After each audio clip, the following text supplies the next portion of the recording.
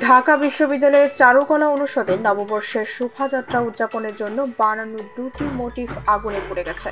এর মধ্যে একটি ফেসিবাদের মুখাকৃতি ও আরেকটি শান্তির পায়রা। শনিবার সকালে চারুকলা অনুষদে সরেজমিনে এমনটি দেখা যায়। অনুষদের যেখানে মোটিফ তৈরির কাজ চলছিল সেখানে আগুন লেগে এগুলো পুড়ে গেছে বলে জানা যায়।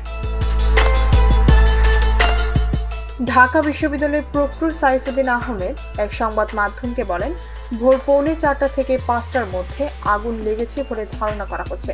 তখন দায়িত্বরত মোবাইল টিমের সদস্যরা ফজরের নামাজ আদায়ের জন্য গিয়েছিলেন, তখনই হয়তো এই কাজ করা হয়েছে। জুলাই আগস্ট গণ অভ্যুত্থানের চেতনাকে সামনে রেখে এবার নববর্ষের প্রতিপাদ্য ঠিক করা হয়েছে। নববর্ষের ঐক্যতান, ফেসিবাদের অবসান।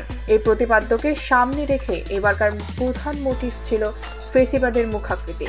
এটির উচ্চতা 20 ফুট। এই মোটিফে বাঁশ ও বেত দিয়ে ধাতল মুখের এক নারীর মুখাবয়ব বানানো হয়। মাথায় খাড়া 4টি শিং, হা করা মুখ, বিশালাকৃতির নাক ও ভয়ার্ত 2টি চোখ। এটিকে ক্ষমতাচ্যুত প্রধানমন্ত্রী শেখ হাসিনার প্রতিকৃতি হিসেবে ধারণা করেছিলেন অনেকে।